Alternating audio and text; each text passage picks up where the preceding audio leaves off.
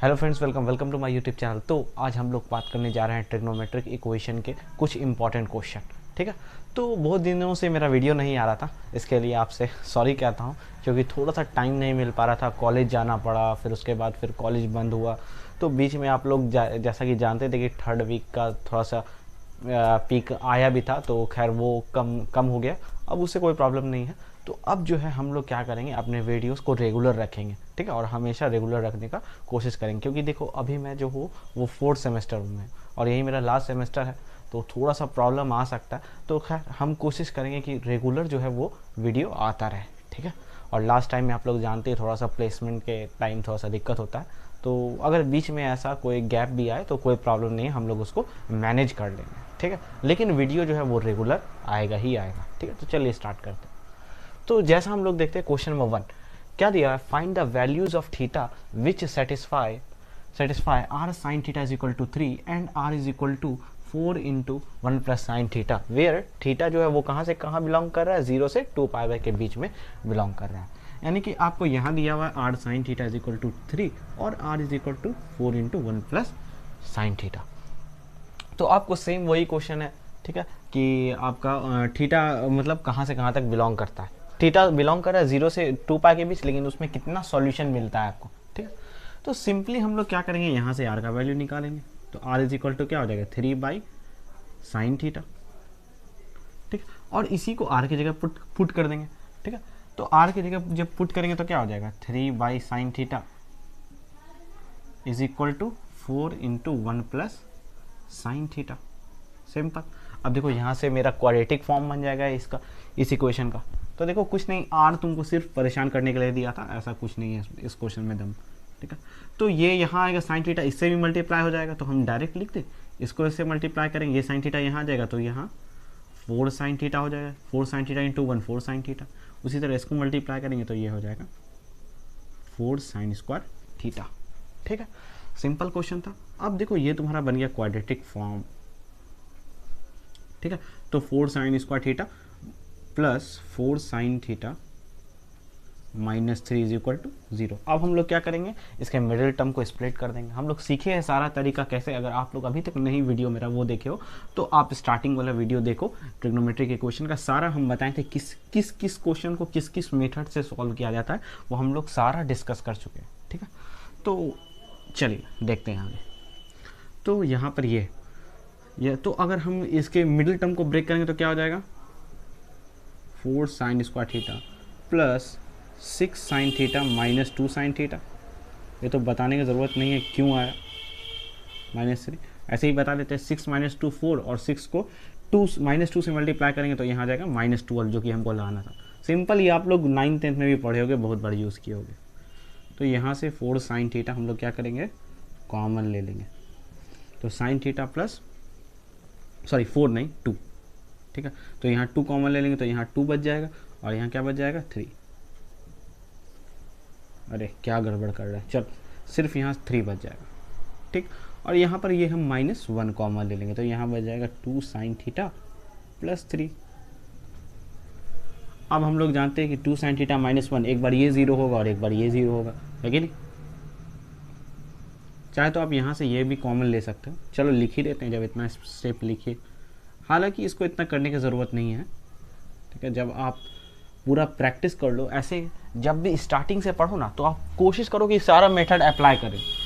अब जैसे ही 20-30 क्वेश्चन के बाद पहुँचे तो कोशिश करो कि शॉर्ट करें। ठीक है, कोशिश करो कि यहीं पर इसका क्वाड्रेटिक फॉर्म निकाल ले, डायरेक्ट निकाल ले कि sine theta is equal to 1/2।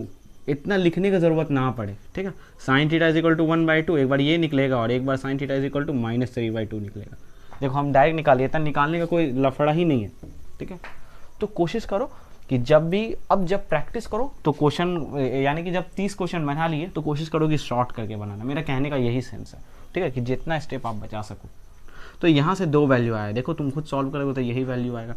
तो ये तो कभी इंक्लूड होगा नहीं, क्यों, क्योंकि साइन थीटा का वैल्यू कहाँ से कहाँ तक बिलोंग करता है, -1 से 1 तक। ये तो -12 है कि नहीं, -12 होता ही नहीं है। ठीक, तो इस वैल्यू को हम लोग कंसीडर नहीं करेंगे। अब आते हैं इसको, sine theta is equal to 1/2। अब देखो हमको वैल्यू कहाँ से कहाँ तक बताना है, 0 से पाई के बीच में।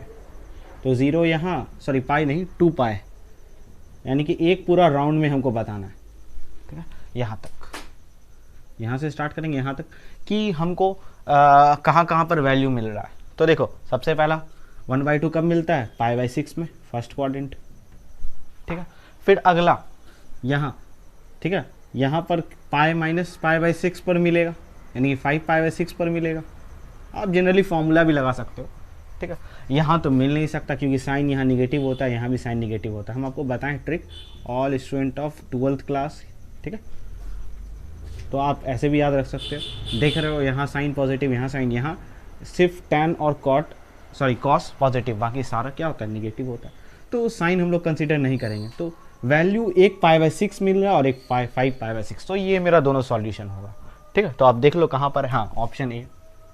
अब किसी को बोलोगे कि हम क्या बताए, कुछ समझ में नहीं आया, तो सीधा sin θ = sin अल्फा वाला फॉर्मूला लगा लो, ठीक है। ये sin π/6, अब फॉर्मूला लगाओ, जनरली आ जाएगा, सॉल्यूशन मिल जाएगा। इसको नोट डाउन कर लो।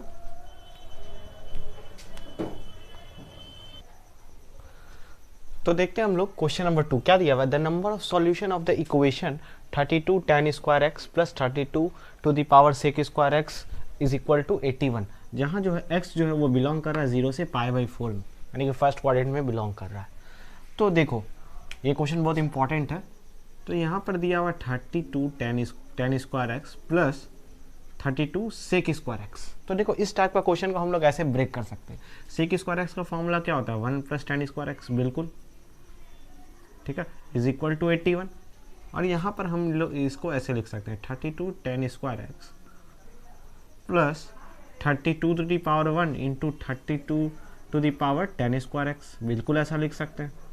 अब यहाँ पर 32 to the power tan square x दोनों में कॉमन है कि नहीं, कॉमन है दोनों में। तो यहाँ पर क्या हो जाएगा, 32 to the power tan square x को हम लोग कॉमन ले ली, तो यहाँ बच जाएगा 1 और यहाँ पर बच जाएगा 32, ये हो जाएगा 81, ठीक। तो यहाँ पर हम लोग इसको ऐसा लिख सकते हैं 32 tan स्क्वायर x, 32 + 1 क्या हो जाएगा, ये 33 हो जाएगा, इज इक्वल टू 81, ठीक है। अब यहाँ पर ये क्या हो जाएगा, 32 tan square x is equal to 81/33 हो जाएगा। यहाँ तक तो ठीक था, ठीक है, यहाँ तक हम लोग इजी वे में सॉल्व कर लिए। अब देखो यहाँ पर थोड़ा सा हमको चेंज करना पड़ेगा, क्योंकि हमको बताना है कि इसका नंबर ऑफ सॉल्यूशन कितना है, ठीक है। नंबर ऑफ सॉल्यूशन हमको बताना है इस क्वेश्चन में। तो देखो हम लोग पहले सॉल्यूशन तो निकाल लें। तो देखो अब हम लोग क्या करेंगे, हम लोग दोनों तरफ लॉग लेंगे। लॉग क्यों लेंगे, ठीक है, टेकिंग लॉग बोथ साइड, ठीक है, टेकिंग लॉग। तो जब लॉग इधर भी लगेगा और इधर भी लगेगा, ठीक है, तो ये आगे आ जाएगा। लॉग का प्रॉपर्टी होता है ना, log m to the power n, ये होता है n log m, आप लोग जानते होंगे, ठीक है। तो लॉग का प्रॉपर्टी होता है, तो ये जो हम लॉग लेंगे यहाँ पर, ये लॉग क्या आ जाएगा, आगे आ जाएगा। देखो हम लिख देते हैं यहाँ पर log 32 tan square x, sorry ये पावर में है, ठीक है। ये जो पावर में बस सिंपली यही आगे आ जाएगा, हम एक स्टेप छोड़ दिए तो वो तुम लोग कर लेना। और यहाँ भी लॉग आ गया 81/33, ठीक।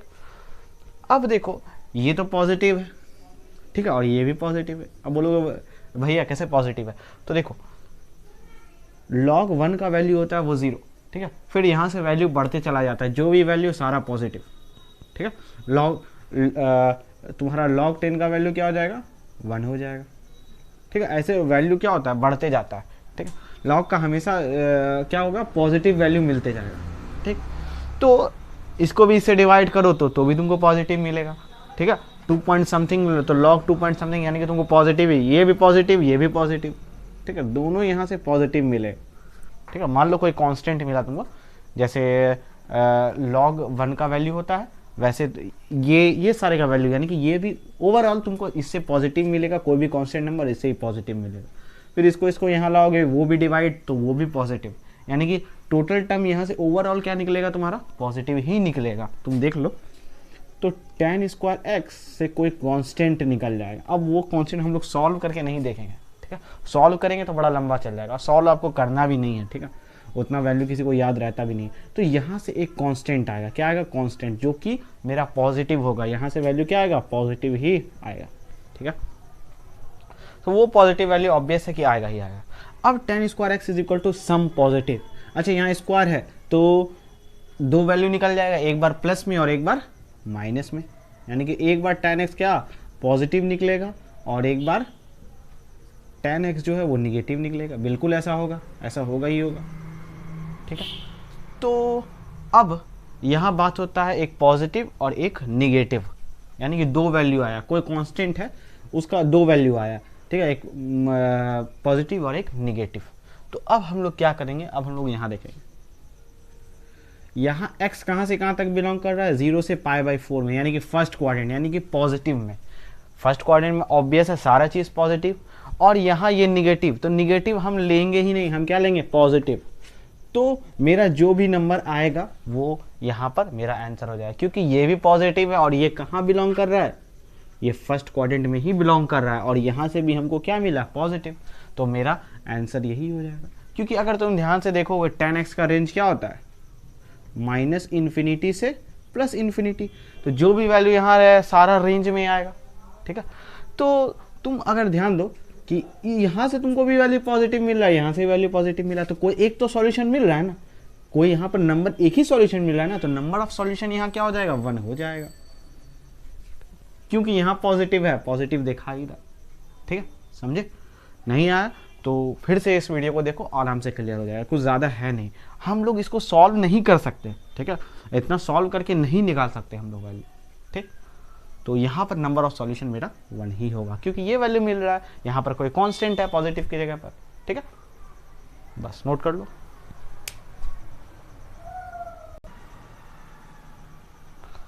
तो देखते हैं हम लोग यहाँ पर क्वेश्चन नंबर 3 क्या दिया हुआ है, the sum of all values of x in interval 0 से 2π, यानी कि 0 से 2π के बीच पहले तो सॉल्यूशन निकालना है, उसके बाद सारा सॉल्यूशन का सम कर देना है, ठीक है, for which this equation is equal to, यानी कि ये इक्वेशन दिया हुआ है, इससे आपको सॉल्यूशन निकालना है। तो सबसे पहले हम लोग सॉल्यूशन तो निकाल लें, तब उसके बाद सम करेंगे, है कि नहीं। तो हम जनरली बोलते हैं क्या कि इसको और इसको साथ लेके चलिए, ठीक है, और इसको साथ लेके चलिए, क्यों, क्योंकि देखो अगर हम इसको फॉर्मूला लगाएंगे तो एक कॉमन टर्म यहाँ भी देखो x + 4x 5x आ जाएगा, और यहाँ भी 2 और 3 5x आ जाएगा, यानी कि कुछ ना कुछ कॉमन आ रहा है, ठीक है। तो हम लोग इसको साथ लेके चलते हैं जनरली, तो हम लोग ऐसा लिख सकते हैं sin x + sin 4x + sin 2x + sin 3x, ठीक है, इज इक्वल टू 0।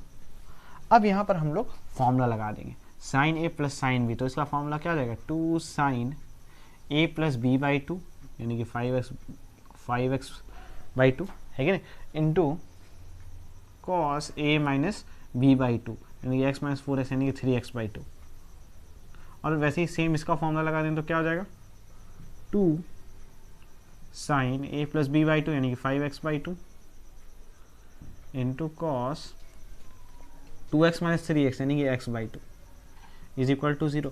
अब देखो आ गया ना कॉमन यहाँ पर, तो हम लोग इसको भी कॉमन ले लेते हैं, 2 sin 5x/2, ठीक है, और यहाँ पर क्या हो जाएगा cos 3x/2 plus cos x/2 is equal to 0।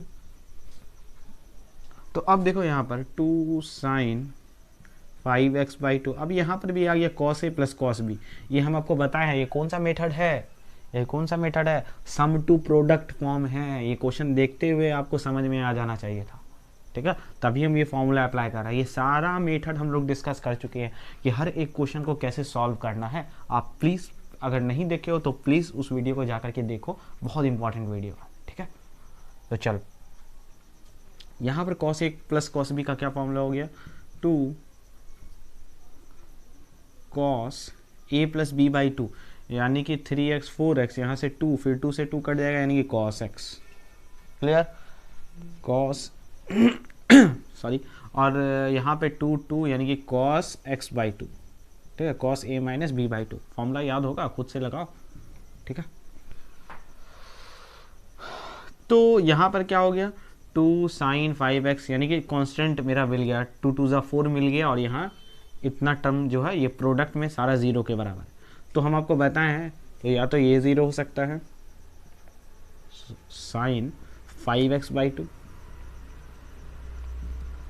जब इतना चीज़ ज़ीरो है तो ये सारा किसके बराबर हो जाएगा, ज़ीरो के बराबर हो जाएगा। तो cos x = ये भी ज़ीरो के बराबर हो सकता है, और यहाँ cos x/2 ये भी जो है वो ज़ीरो के बराबर हो सकता है। ठीक है, तो अब ये अब आपको यहाँ पर फॉर्मूला लगाना है, सारा सॉल्यूशन पता करना है, उसके बाद सारे को सम कर देना है। तो आप इतना खुद से भी कर सकते हो, तो चलो हम कर ही देते हैं। तो sin x = 0 कब होता है, कहाँ पर होता है sin 0, तो sin n पाई पर, है कि नहीं। ठीक है, सॉरी हम डायरेक्ट लिख देते हैं। sin x = 0 पर 0 कब होगा, जब x = n पाई होगा। ठीक है, और अब हम यहाँ से n का डिफरेंट वैल्यू रख करके हम लोग सॉल्यूशन निकाल सकते हैं। तो जब n 0 रखेंगे तो क्या मिलेगा, जब n 0 रखेंगे तो मेरा मिल जाएगा x = 2/5। ठीक है, सॉरी n जब 0 निकलेंगे रखेंगे तो x जो है वो 0 निकलेगा, और n जब 1 रखेंगे तो ये निकल जाएगा 2π/5। ठीक है, इसी तरह हम लोग यहाँ पर निकालते हैं। आई थिंक कि आप लोग को दिख नहीं रहा होगा। ठीक है, यहाँ पर हम लोग निकालते हैं, जब n 2 रखेंगे तो x बराबर क्या निकलेगा, 2 2 जा 4 यानी कि 4π/5। इसी तरह n 3 रखेंगे। अच्छा, क्या ये इंटरवल में आ रहा है, हाँ सारा इंटरवल में आ रहा है, ये भी मेरा इंटरवल में है। देखो ना 0 से 2 पाई, π/5 क्या होता है 36 डिग्री, 36 × 2 72 डिग्री, हाँ आ रहा है मेरा। और वहाँ क्या है 360 तक हमको जाना है। ठीक है, यानी 2 पाई तक जाना है। तो ये हो गया 4। यहाँ अभी तक हम लोग क्या रखें, n का वैल्यू जो है वो 2 तक रखें। ठीक है, अब 3 रखते हैं, तो 3 2 जा 6π/5, यानी जब n का वैल्यू ये रखेंगे तो क्या आ जाएगा 6π/5। उसी तरह n का वैल्यू हम लोग और क्या रख सकते हैं, अभी 3 रखे हैं, 4 रखते हैं, तो 4 2 जा 8। ठीक है, 8π/5। इसी तरह x का वैल्यू हम लोग रखते हैं, क्योंकि देखो ये भी आ रहा है π/5 36 × 8, ये भी क्या आ रहा है 360 के अंदर ही आ रहा है। ठीक है, और उसी तरह हम लोग n का वैल्यू और क्या रखे हैं यहाँ पर अभी तक हम लोग क्या रखे हैं, अच्छा n का वैल्यू 4 रख चुके हैं ना, 5 रख के देखते हैं, तो 5 5 कैंसिल हो जाएगा, यानी कि n का वैल्यू जो है वो हो जाएगा 2 पाई। x का वैल्यू जो हो जाएगा वो 2 पाई। अब तो इससे बाहर नहीं जा सकता, यहीं तक वैल्यू, यानी कि 1 आया, सॉल्यूशन 2 3 4 5 6। अब हम लोग यहाँ देखते हैं, तो cos 0 कहाँ पर हो सकता है, जब x जो हो वो 0 डिग्री पर हो, सॉरी π/2 पर हो। आप जनरली फॉर्मूला भी लगा के देख सकते हैं, या फिर x 3π/2 पर हो, या 5π/2 7π/2 ऐसे करके हो। ठीक है, यहाँ पर ये 0 होता है। उसी तरह अब इसके लिए आपको थोड़ा सा फॉर्मूला लगाना पड़ेगा। ठीक है, हालांकि फॉर्मूला आप यहाँ पे भी लगा सकते थे, क्योंकि ये सिंपल है। तो cos x/2 तो जब कब होगा, जब x/2 जो है वो 2n + 1 π/2 के इक्वल होगा। ठीक है, यहाँ से 2 2 कैंसिल, यानी कि x = 2n + 1 पाई। और यहाँ पर जब n = 0 रखेंगे तो क्या मिलेगा, बोलो x = पाई मिलेगा। n = 1 रखेंगे तो क्या मिलेगा 3 पाई। तो 3 पाई तो हमको लेना है नहीं, ये नहीं इंक्लूड होगा। तो इंक्लूड क्या क्या होगा, ये चारों, यहाँ ये दोनों, और यहाँ पर ये वाला, और कुछ इंक्लूड नहीं हो, क्योंकि सारा 2 पाई के अंदर है। देखो ना, ये बाहर जा रहा था, इसको लिए नहीं। इससे और आगे करते 5π/2, वो बाहर था। ठीक है, तो अब हम लोग क्या करेंगे, इसको एंड इसको और ये चारों को, और यहाँ पर एक सबको ऐड करेंगे, क्योंकि हमको क्या बोल रहा है, the sum of all values of x, यानी x का जितना भी वैल्यू निकला है सारे को ऐड कर दो। और जैसे ही ऐड करेंगे तो मेरा आंसर आ जाएगा 9 पाई। ठीक है, आप लोग ऐड करके चेक कर लो। ठीक है, इसको नोट डाउन कर लो।